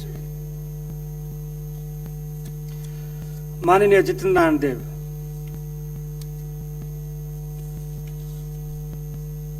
सम्माननीय अध्यक्ष महोदय, अहिले भर्खरै राष्ट्रसभाको यो गरिमामय सदनमा सम्माननीय प्रधानमन्त्रीज्यूले देशको राजनीतिक परिस्थितिको बारेमा र संविधानको व्याख्याको सन्दर्भमा जे कुराहरू प्रस्तुत गर्नुभएको छ त्यसप्रति पूर्ण असहमत हुँदै म उहाँलाई धन्यवाद दिन चाहन्छु कि सम्माननीय प्रधानमन्त्रीजी आफै आएर आफ्ना कुरा राखेर यो राष्ट्रसभाको गरिमा र ओज बढाइदिनु भएकोमा। र एउटा प्रश्न सोध्न चाहन्छु सम्माननीय अध्यक्ष महोदय कि सम्माननीय प्रधानमन्त्रीजी आफै दाबी गर्दै हुनुहुन्छ कि नेकपाभित्र पनि र नेकपाको संसदीय दलभित्र उहाँ बहुमतको कमान्ड गर्नुहुन्थ्यो, तर आफ्नै केही साथीहरूले उहाँलाई काम गर्नबाट रोके र पुरै पार्लियामेन्टको 64% उहाँ कमान्ड गर्ने सम्माननीय प्रधानमन्त्रीजी हुनुहुन्थ्यो भन्ने उहाँ दाबी गर्दै हुनुहुन्छ। भन्दाखेरि एकातिर पार्टीको प्रथम अध्यक्ष पनि र संसदीय दल। माननीय परिमला कुमारी।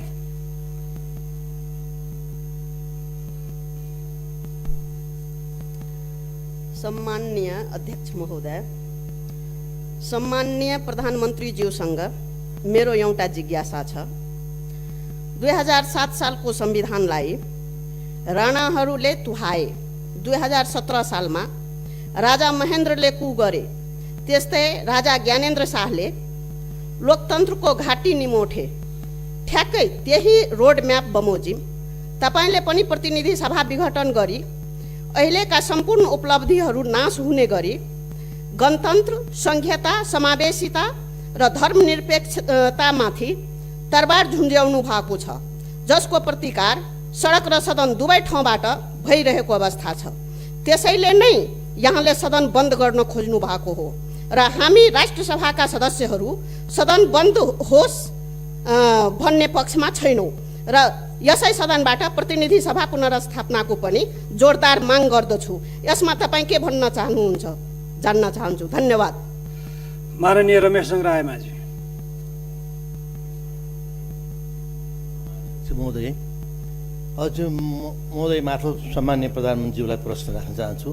यो नेपालको संविधान मैले यही सदनबाट सम्माननीय अध्यक्षज्यू मार्फत प्रधानमन्त्रीमा पुगोस् भनेर प्रधानमन्त्रीज्यूले अहिले के भन्नुभयो भने धारा 76 को 1 अनुसार बनेको सरकार भन्नुभयो। यो होइन, अहिले यो संविधान त्यहाँबाट पढियोस्, सामान्य अध्यक्षज्यूले पनि पढ्नुहोस् र प्रधानमन्त्रीज्यूलाई पनि पढ्नुहोस्।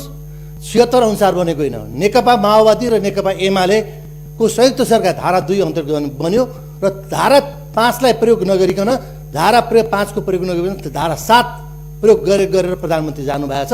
त्यसकारण संसदले बनाउने अर्को संवैधानिक अर्को सरकार बनाउने सम्भावना हुँदाहुँदै यो कदम प्रधानमन्त्रीले किन चाल्नुभयो, असंवैधानिक हो भनेर हामीले भनेको। यसमा म प्रश्न गर्न चाहन्छु। धन्यवाद। जय नेपाल। माननीय प्रकाश पन्त। अध्यक्ष महोदय मार्फत प्रधानमन्त्रीलाई मेरो प्रश्न छ। मृत्यु पर्यन्त आँखा दान गरेको यो त मर्ने चिज रहेछ भनेर त्यसलाई मारेरै आँखा निकालियो। संसदको विघटन पनि यस्तै भयो। संविधान च्यातेर निर्वाचन कसरी हुन्छ? नहर भत्काएर रोपाइँ गर्न जा भने जस्तो भएन। नहर नबनेसम्म रोपाइँ हुन सक्दैन। संविधान बचे चुनावमा जाउँला। चुनाव त राजाले पनि गर्छु भनेका थिए। जमिन खोजेको चित्र बाँड्नुभयो। चुचे जमिन ल्याउन नसकेर संसद भङ्ग गर्नुभएको हो। जतिसुकै तर्क गरे पनि संसद विघटन अलोकतान्त्रिक र असंवैधानिक छ, अत्यन्तै खेदजनक छ। गेस्ट पेपर पढेर भएन प्रधानमन्त्रीज्यू, संविधान पढ्नु पर्यो, संविधान। धन्यवाद। माननीय सदस्यहरू, अब म सम्माननीय प्रधानमन्त्री केपी शर्मा ओलीलाई माननीय सदस्यहरूले उठाउनुभएका जिज्ञासाका सम्बन्धमा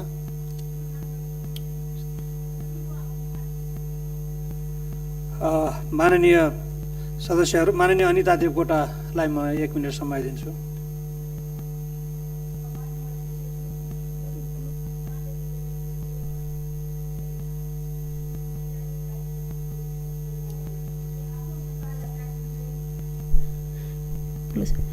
सम्मानीय अध्यक्षज्यू, संविधानले दिँदै नदिएको असंवैधानिक कार्यको म घोर भर्त्सना गर्न चाहन्छु।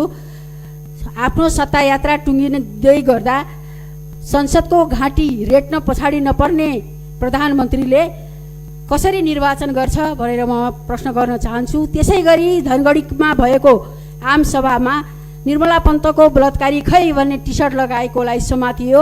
अब के संविधानको मौलिक हक अन्तर्गत धारा 17 पनि विघटन भएको हो भनेर म सोध्न चाहन्छु। र त्यसै गरी संविधानको 101 मा महा लेखेको छ, 119 मा राज लेखेको छ। यहाँले महाराज घोषणा गरियोस् भनेर राष्ट्रपति कहाँ पठाउनु होला? राष्ट्रपतिले त्यो विज्ञप्ति जारी गर्नुहोला। के हामीले महाराज भनेर मान्ने? माननीय सदस्यहरू, अब म सम्माननीय प्रधानमन्त्री केपी शर्मा ओलीलाई माननीय सदस्यहरूले उठाउनुभएका जिज्ञासाका सम्बन्धमा प्रश्न पार्नका लागि समय उपलब्ध गराउँछु।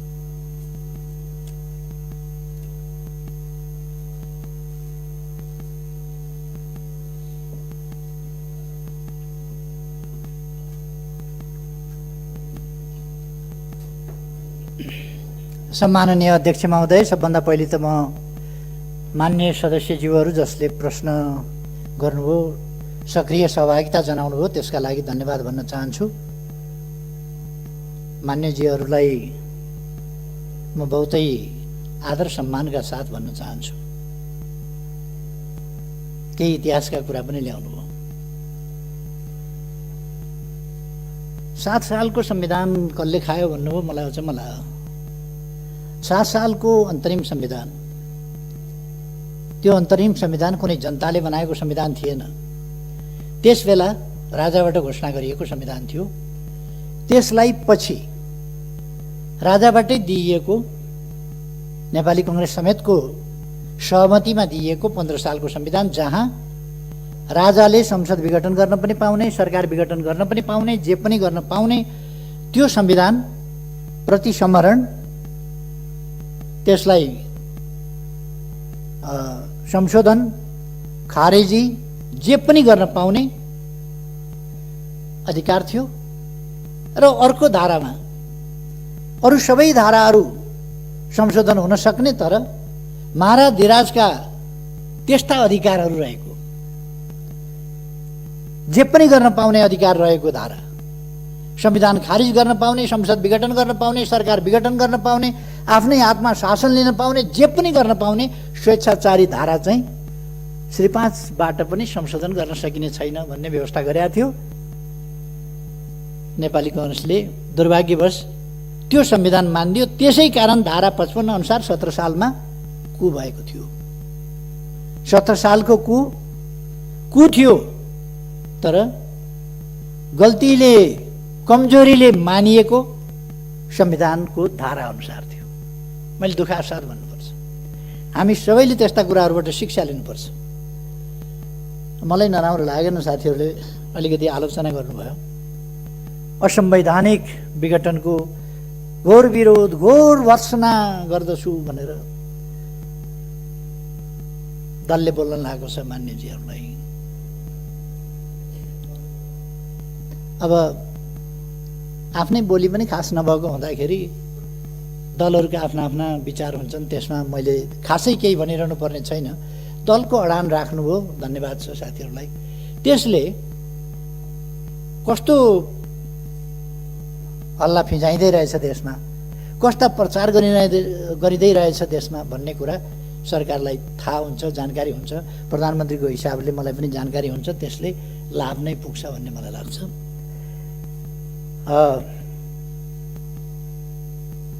महा र राज जोडेर महाराज बनाउनु पर्ने कठैभरि कुन दुनियाँमा हुनुहुन्छ? राष्ट्रपतिलाई हामीले जम्मी प्रधानमन्त्रीले गरेको सिफारिस अनुसार लाछाप लाउने मात्रै हिसाबमा एउटा सेरेमोनियल रूपमा राष्ट्रपति राखेका छौँ। अनि राष्ट्रपतिले के एक्टिभ राष्ट्रपति चाहियो हामीलाई? प्रधानमन्त्रीले गरेको सिफारिस नमान्ने आफ्नै ढङ्गले चल्ने राष्ट्रपति चाहियो हामीलाई? महाराज धिराज जस्तो राष्ट्रपति चाहियो हामीलाई, हुकुम तामेल गर्ने? त्यस्तो राष्ट्रपति हामीले खोजे होइन। हामीले खोजेको सम्मानित राष्ट्रपति भनेको सेरेमोनियल राष्ट्रपति, जसले सम्मानित संस्थाको रूपमा, संविधानको रक्षक र पालकको रूपमा मर्यादामा बसेर काम गर्छ, त्यस्तो राष्ट्रपति खोज्या हो। न कि हामीले संविधान अनुसार नचल्ने, संविधानले तोकेका कर्तव्य पालना नगरेर संविधानभन्दा बाहिर गएर स्वेच्छाचारी ढङ्गले चल्ने राष्ट्रपति अहिलेको संविधानको कुरा पनि होइन र हामीले ल्याएको प्रणालीको कुरा पनि होइन, हाम्रो संविधानको व्यवस्था पनि होइन। त्यसकारण राष्ट्रपतिप्रति केही पुरातनपन्थी सोचका मान्छेहरू, केही मुलुकलाई पछाडि फर्काउन चाहने तत्त्वहरू, अथवा आफ्नो संकीर्ण दलीय स्वार्थको हिसाबले राष्ट्रपतिको गरिमामाथि हिलो छ्याप्न खोज्नेहरूले राष्ट्रपतिको विरोध गर्छन्। त्यो हामीले देखि भोगी आएको कुरा हो, त्यसमा म धेरै केही भन्न चाहन्न। मलाई के भन्न मन छ भने फेरि पनि म दोहोऱ्याएर भन्न चाहन्छु,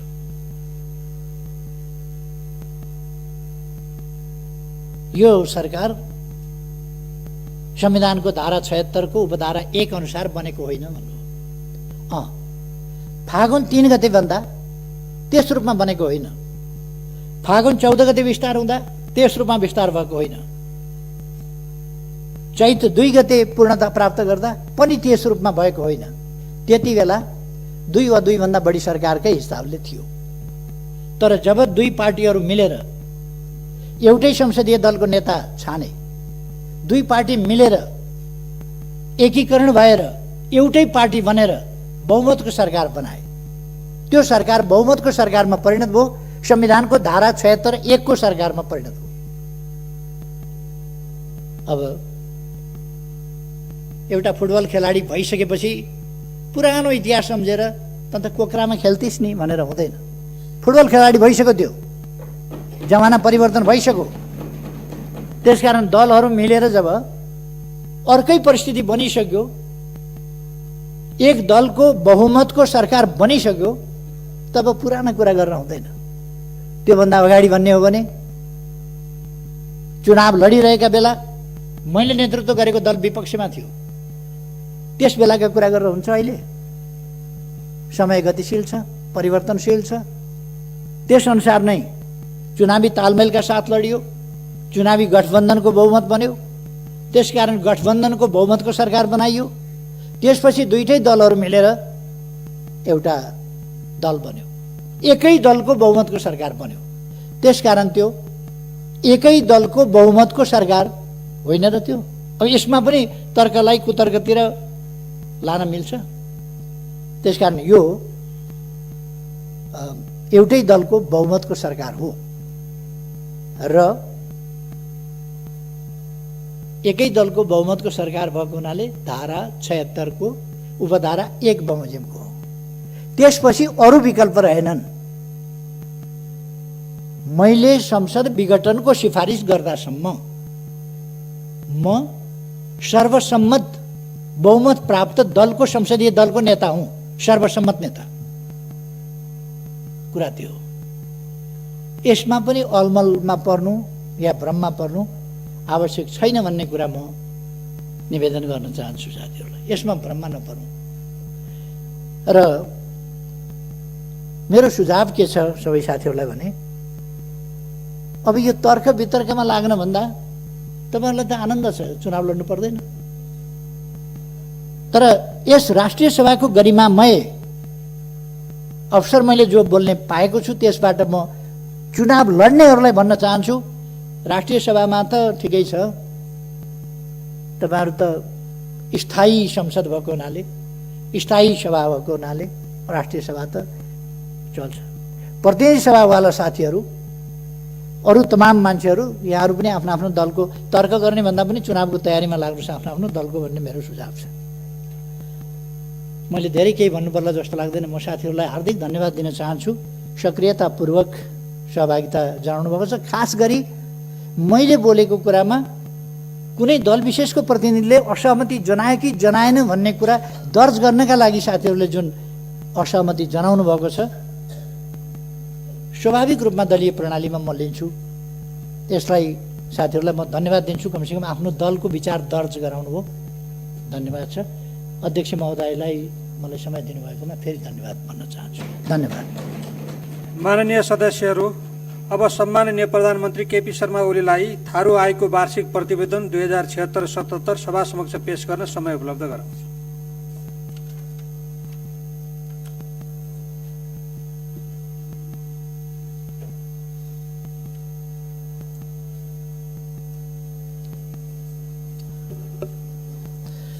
सम्माननीय अध्यक्ष महोदयको अनुमतिले थारू आयोगको वार्षिक प्रतिवेदन 2076-77 सभा समक्ष पेश गर्दछु।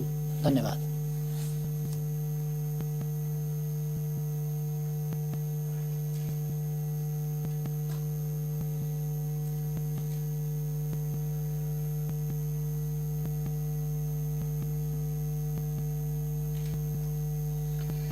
माननीय सदस्यहरू, अब म विधान व्यवस्थापन समितिका माननीय सदस्य देवेन्द्र दाहाललाई विधान व्यवस्थापन समितिको वार्षिक प्रतिवेदन 2076-77 सभा समक्ष पेश गर्न समय उपलब्ध गराउँछु।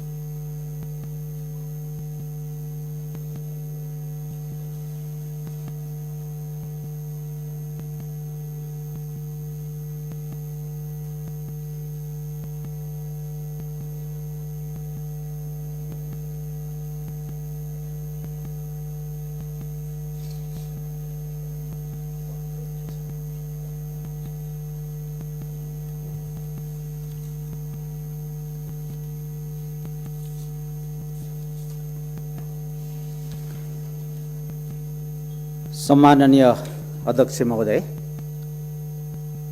राष्ट्रिय सभा नियमावली 2075 को नियम 159 को उपनियम 4 बमोजिम आर्थिक वर्ष समाप्त भएको मितिले 3 महिनाभित्र समितिको वार्षिक प्रतिवेदन पेश गर्नुपर्ने प्रावधान रहेको र सङ्घीय संसदको यस अधिवेशन 2077 असार 18 गते अन्त्य भए पश्चात अहिले जारी यस सभाको अधिवेशनमा प्रस्तुत गर्ने प्रयोजनको लागि समितिका माननीय सभापति परशुराम मेगी गुरुङ विशेष कारणवश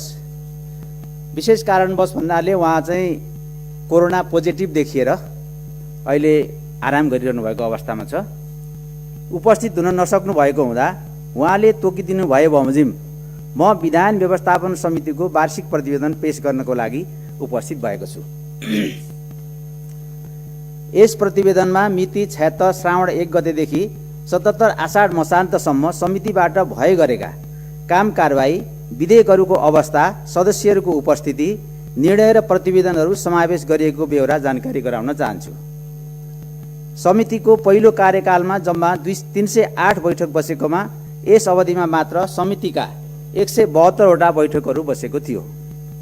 यसका अतिरिक्त समिति अन्तर्गत गठित विभिन्न उपसमितिहरूका समेत बैठकहरू समावेश भएका थिए। समितिले आफ्नो कार्यक्षेत्र अन्तर्गतको कार्य सम्पादन गर्ने क्रममा सबै पक्षको सहयोग, सहकार्य, समन्वय तथा समितिलाई प्राथमिकता दिई लोकतान्त्रिक विधि र नवप्रवर्धन अनुरूपको कार्य सम्पादनका लागि सदैव प्रयासरत रहँदै आएको छ। साथै समितिले आफ्नो काम कारबाहीलाई व्यवस्थित र प्रभावकारी बनाउनको लागि समितिको बैठक सञ्चालन कार्यविधि 2075 र ऐन कार्यान्वयन मापन तथा अध्ययन र अनुसन्धान कार्यविधि 2075 लाई मुख्य आधारको रूपमा लिएको छ। सम्माननीय अध्यक्ष महोदय, समितिले नेपालको संविधान, प्रचलित कानुन राष्ट्रिय सभा नियमावली र संसदीय परम्पराभित्र रहेर आफ्नो कर्तव्य र जिम्मेवारीभित्रको कार्य समयमै सम्पादन गर्दै आइरहेको छ। राष्ट्रिय सभा नियमावली 2075ले तोकिदिएको समितिको कार्यक्षेत्र अन्तर्गत समितिका प्राप्त हुने विधेयकहरूमाथिको दफावार छलफलको कार्यलाई आवश्यकता अनुसार प्राथमिकता र महत्त्वको साथ सम्पादन गर्दै आएको छ। त्यसैगरी ऐन कार्यान्वयनको मापन तथा अध्ययन अनुसन्धानको कार्यलाई समेत सँगसँगै अगाडि बढाइएको छ। यसका लागि आवश्यकता अनुसार विभागीय मन्त्री, सचिव लगायतका राष्ट्रसेवक कर्मचारी, नेपाल कानुन आयोग, सम्बन्धित विषयका विज्ञ, नागरिक समाज र सरकारवालाहरूलाई समितिले आफ्नो बैठकमा आमन्त्रण गरी गहन विचार विमर्श, छलफल, विश्लेषण साथै अध्ययन अनुसन्धान तथा मूल्याङ्कन जस्ता विषयमा जानकारी लिनुका साथै विद्यमान समस्याहरूको समाधान र जनइच्छाको सम्बोधनको लागि सरकारलाई सुझाव र परामर्श समेत दिएको छ। समितिले आफ्नो जिम्मेवारी निर्वाह गर्ने क्रममा मन्त्रालय, आयोग, निकायहरूसँग सहकार्य, सहयोग र समन्वयात्मक भूमिका खेल्दै आएको छ। समितिको कार्य सम्पादनको क्रममा सरकारको तर्फबाट भएको सहयोग सन्तोषजनक रहेको छ। यद्यपि ऐन कानुन सम्बन्धी नीतिगत विषय, सरकारबाट प्रस्तुत हुने विधेयकको गुणस्तर, यसलाई समृद्ध बनाउने विषय र ऐनको कार्यान्वयनको विषयमा भने थप समझदारी, सहकार्य र समन्वयको आवश्यकता महसुस गरिएको छ। अन्त्यमा समितिको कार्यमा सहयोग गर्नुहुने समितिका सबै माननीय सदस्यहरू, नेपाल सरकारका मन्त्रीहरू, सम्बन्धित मन्त्रालय एवं निकायहरू, सङ्घीय संसद सचिवालय, विज्ञ तथा विद्वत्वर्ग, विभिन्न सरकारवाला सङ्घ संस्थाहरू र सञ्चार जगतलाई समेत धन्यवाद दिन चाहन्छु र भविष्यमा पनि सहयोग प्राप्त हुने अपेक्षा राखेको छु। सम्माननीय अध्यक्ष महोदयको अनुमतिले राष्ट्रिय सभा विधायन व्यवस्थापन समितिको आर्थिक वर्ष 2076-77 को वार्षिक प्रतिवेदन सभा समक्ष प्रस्तुत गर्दछु। धन्यवाद।